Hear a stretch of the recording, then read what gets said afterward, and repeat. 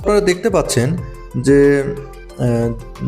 পেশেন্টের পরে ডান পাশে এবং বাম পাশে ৩ নাম্বার দাঁতটি নেই। এখন কেমন দেখা যাচ্ছে আপনারা নিজের চোখেই দেখতে পাচ্ছেন। দেখুন, একদম ওয়াও! আশা করি আপনারা সকলেই ভালো আছেন। আজ বৃহস্পতিবার আপনাদের মাঝে আবার চলে এসেছি গল্পের ছলে অন্য কোনো একটি বিষয় নিয়ে আলোচনা করার জন্য। আজ যে বিষয়টা নিয়ে কথা বলবো সেটা হলো ব্রিজ বা ক্যাপ, ব্রিজ যেটাই বলেন আপনারা। তো এই যে ক্রাউন, এটাকে বলা হয় ফুল ভিনিয়ার ক্রাউন। তো এই ফুল ভিনিয়ার ক্রাউনটা মূলত PFM, porcelain fuse two metal, মানে এটা মেইনলি উপরে যে সাদা অংশটা দেখা যাচ্ছে এটা দেখা যাবে এটা পোর্সেলিনের, আর নিচে থাকবে অবশ্যই মেটাল। তো আমরা এই পিএফএম ফুল ভিনিয়ার ক্রাউনের মাধ্যমে কিভাবে একটা মিসিং টুথকে রিস্টোর করি এটাই আমরা আজকে দেখাবো। আজকে দেখা যাক আমরা কতটুকু আপনাদের সাথে শেয়ার করতে পারি। আপনারা দেখতে পাচ্ছেন যে পেশেন্টের পরে ডান পাশে এবং বাম পাশে ৩ নাম্বার দাঁতটি নেই, যেটাকে আমরা ক্যানাইন বা ছেদন দাঁত বলি। মানে নাই বললে ভুল হবে, আসলে পেশেন্টের ওই দাঁতটা ছিল, কিন্তু সেটা ছিল দুধ দাঁত, ডেসিডিয়াস টিথ ছিল, এবং বয়স বাড়ার সাথে সাথে অন্যান্য দাঁতগুলো পার্মানেন্ট দাঁত উঠলেও ওইখানে কোনো পার্মানেন্ট দাঁত আসে নাই বা স্থায়ী দাঁত আসে নাই, এবং এক্স রে করে দেখা যায় যে নিচে কোনো স্থায়ী দাঁত নেই, উপরে শুধু দুধ দাঁতটাই কোনো রকমে লেগেছিল এবং নড়াচড়া করতেছিল। তাই আমরা দুধ দাঁতটা ফেলে দিয়েছি এবং পাশাপাশি সেই দাঁত ফাঁকা জায়গাটা পূরণ করার ব্যবস্থা করেছি।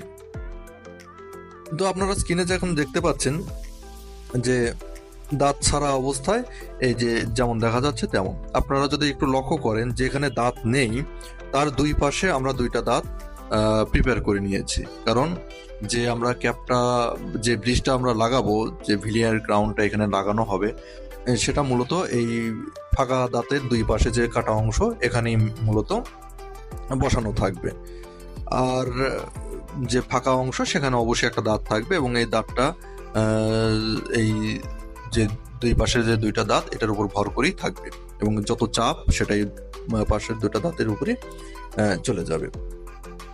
তো এতক্ষণ দেখলেন যে যে দাঁতটা আমরা যে ফাঁকা জায়গাটা পূরণ করব সেই অবস্থায় পেশেন্টকে কেমন দেখা যাচ্ছে। এখন দেখাবো যে আমরা অলরেডি এক পাশের বাম পাশের পেশেন্টের বাম পাশের আমরা 3টা দাঁত লাগাই ফেলছি। তো এখন আপনারা দেখতে পাচ্ছেন যে এক পাশে 3টা দাঁত লাগানো হয়ে গেছে এবং আরেক পাশে এখনো লাগানো হয়নি। তো আপনারা স্পষ্টতই দেখতে পাচ্ছেন যে বাম পাশটা এখন কতটা সুন্দর দেখা যাচ্ছে, এবং ডান পাশটা এখনো দাঁত না থাকার কারণে ফাঁকা ফাঁকা লাগতেছে বা অসুন্দর লাগতেছে। বলে রাখা ভালো যে যার কাজ করা হচ্ছে এখানে, ওনার বয়স মাত্র 22 বছর। তো যে কারণে এই এত কম বয়সে এবং পেশেন্ট ফিমেল হওয়ার কারণে সামনে দাঁত নেই, বা দাঁত যেটা ছিল মানে দেখতে সেটা অসুন্দর হওয়ার কারণে মূলত এটা মানে একটা সৌন্দর্যের ব্যাপার, বা যদি বলেন যে পেশেন্টের ব্যক্তিত্বে এটা একটা আঘাত করেছিল। তাই উনি আমাদের কাছে এসেছেন এটার একটা সমাধানের জন্য, এবং আমরা আমাদের সাধ্যমতো সমাধান করার চেষ্টা করতেছি। তো এটার এখন এতক্ষণ আপনারা দেখলেন যে আমরা এক পাশে লাগিয়ে ফেলছি। এখন আপনাদেরকে দেখাবো যে আমরা উভয় পাশের ডান পাশ এবং বাম পাশ দুই পাশেই দাঁতটা লাগায় ফেলবো। এখন কেমন দেখা যাচ্ছে আপনারা নিজের চোখেই দেখতে পাচ্ছেন। দেখুন, একদম ওয়াও! এই যে দাঁতটা যে দেখতে পাচ্ছেন, এখন আগের যে দাঁতটা আর এখন যে আগের যে অবস্থা আর এখনকার যে অবস্থা, দেখুন একদম আকাশ পাতাল পার্থক্য। এবং দেখি আপনাদের সুবিধার জন্য যে আমি স্ক্রিনে দুটো ছবি পাশাপাশি দেখাচ্ছি।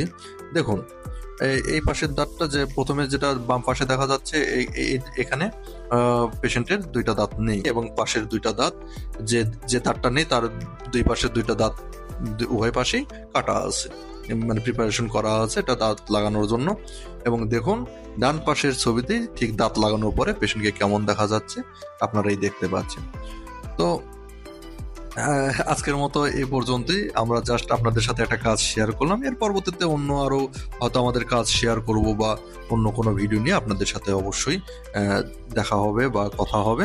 আজ এ পর্যন্ত। যাই হোক, আপনাদেরকে শুধু আমি আবার একটা কথাই মনে করিয়ে দিব যে দাঁত থাকতে দাঁতের মর্ম বুঝুন, মুখ ও দাঁতের যত্ন নিন, ভালো থাকুন। তো আজকের মতো এ পর্যন্তই। পরবর্তীতে দেখা হবে অন্য কোনো ভিডিও নিয়ে। তো আজকের মতো বিদায়।